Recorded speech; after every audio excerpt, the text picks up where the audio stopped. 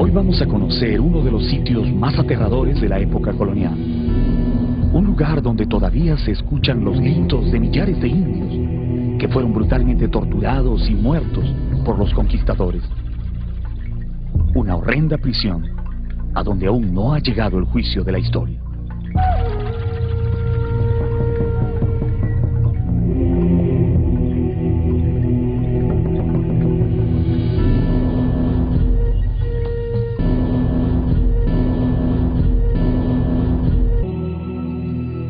Desde el año 1570, en que comenzó a funcionar en el Perú, hasta 1820, cuando fue totalmente abolida, la Inquisición mandó a la hoguera o a los calabozos de tortura a cientos de individuos que tuvieron la mala suerte de ser acusados de violar las normas de la Iglesia.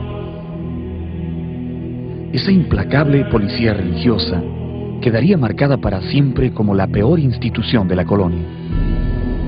Su nombre sería sinónimo de terror y muerte.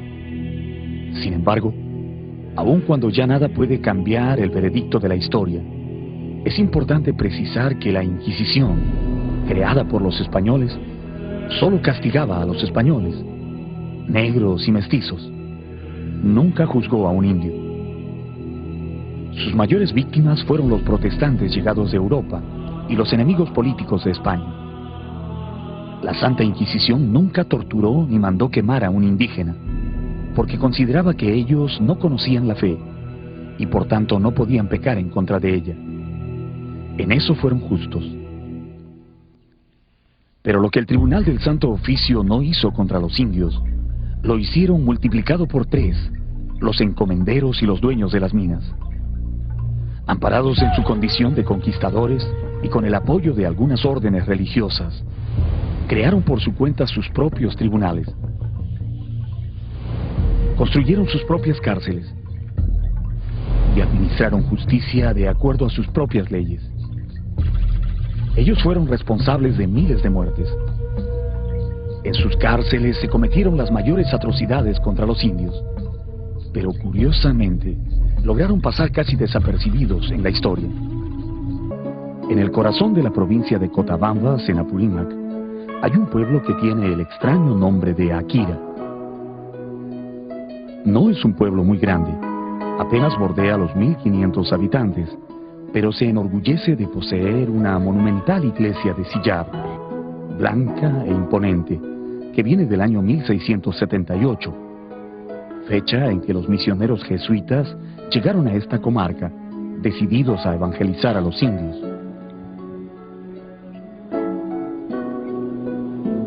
Por aquel entonces, Akira era la capital de todas las provincias de altura del Apurímac, y ya se había hecho famosa por el descubrimiento de varias minas de oro y plata que atraían a numerosos españoles, ansiosos de explotar esas riquezas.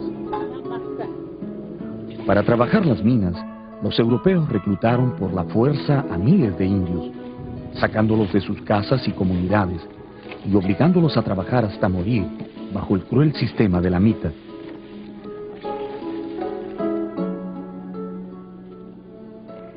Como fueron muchos los que trataron de escapar o se rebelaron contra esa infame explotación, los conquistadores ordenaron construir una terrible prisión, en la que ejecutaban o sepultaban de por vida a los que no se sometían a sus mandatos.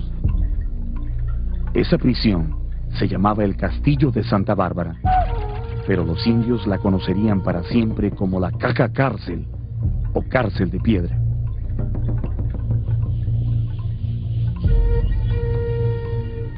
La cárcel está situada en el centro del pueblo de Akira, en las entrañas de un gigantesco peñón que emergió de la tierra como resultado de una antiquísima erupción volcánica. Es una mole de más de 40 metros de altura, de roca ligera, muy parecida al sillar, en la que cientos de trabajadores indígenas excavaron durante años, abriendo las bóvedas y túneles donde serían encerrados hombres y mujeres de su propia raza. Todo el conjunto fue rodeado por un elevado muro con una sola puerta de entrada, celosamente vigilada por guardias armados. En la parte más alta del peñón todavía se conserva la silla de piedra donde se sentaba el vigía principal, que controlaba todo lo que ocurría en la cárcel y en el pueblo.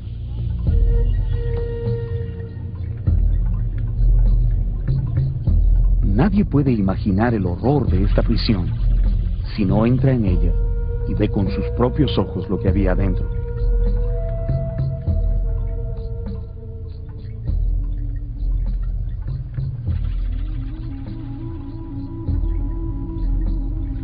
La entrada a esta prisión estaba fuertemente custodiada por 3 puertas de fierro, que cerraban el paso a los extraños e impedían cualquier intento de fuga. La primera puerta, hecha con gruesos barrotes de hierro, estaba ubicada aquí. Luego, había una puerta levadiza que subía y bajaba utilizando un mecanismo de poleas. La tercera era una puerta de giro que daba acceso al interior. Al cruzar estas 3 puertas, el prisionero entraba en un mundo terrible, del cual casi nunca lograba salir vivo. Cruzando la puerta, aparece de golpe la gigantesca pared del peñón, que se eleva verticalmente como cortada por un cuchillo.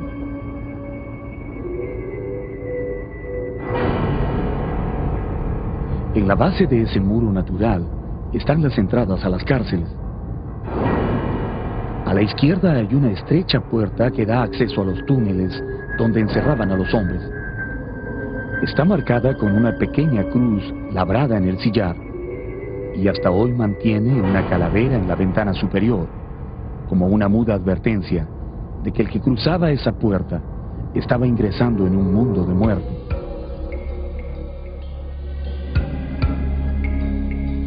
Al lado derecho está la boca del túnel donde encerraban a las mujeres.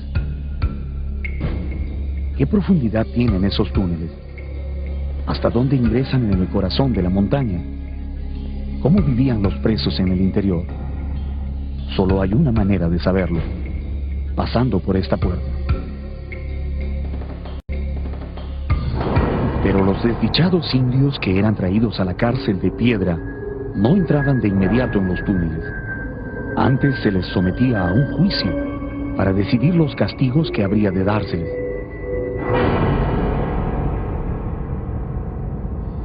En la parte posterior del peñón, a 18 metros del suelo, está el tribunal, donde los corregidores de las minas, en compañía de los religiosos de la comarca, juzgaban y sentenciaban a los indios rebeldes que no querían cumplir con la mita.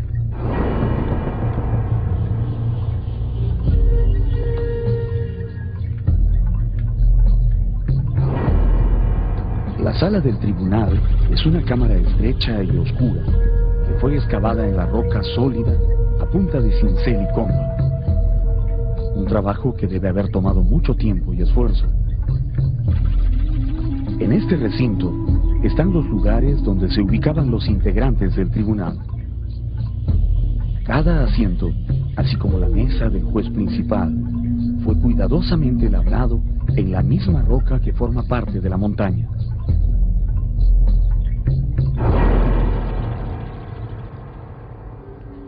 Por esta puerta entraban los integrantes del tribunal. Aquí se sentaba el juez principal, allí el fiscal acusador, y en ese lugar un fraile o sacerdote intermediario. Esos bancos eran para el acusado o los acusados.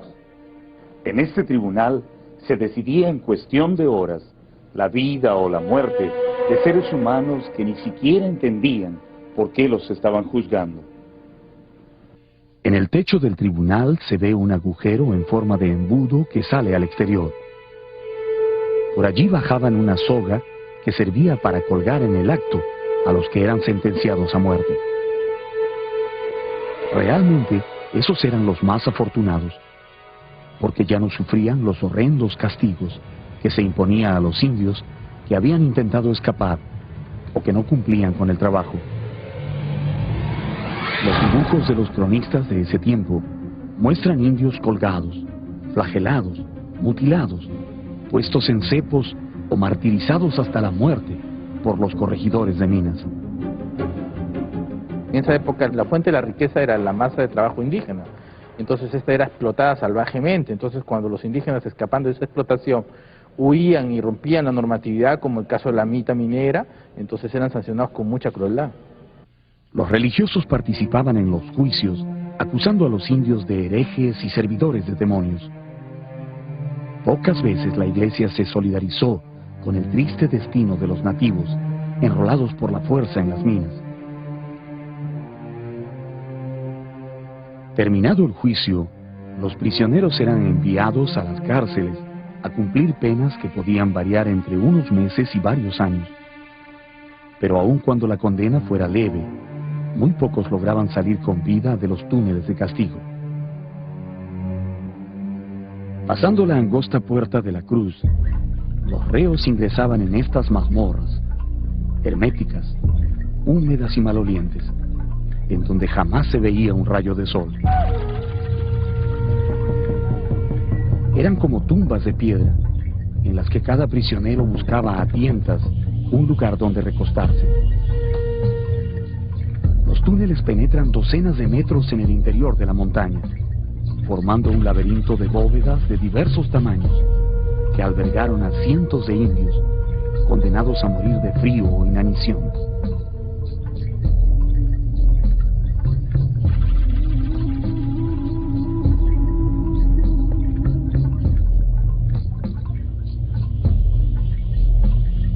Es fácil imaginar la angustia, la desesperación que sentirían los hombres y mujeres que vivían encerrados en estas frías y húmedas cuevas, encadenados a los muros, sin ver nunca la luz del sol y sin ninguna esperanza de poder escapar. En el suelo todavía se puede ver los sitios donde encadenaron a los reos y los huecos que ellos excavaban en las paredes para colocar las velas y los mecheros que les servían para alumbrarse. La cárcel de piedra, o caca cárcel como le llaman los indios, se conserva casi intacta desde que fue clausurada en los albores de la época republicana. Sin embargo, es uno de los sitios históricos menos conocidos de nuestro país. Su alejada ubicación hace difícil el acceso de visitantes, pero eso no quita que sea un extraordinario lugar que es necesario preservar y mostrar como un valioso testimonio del pasado.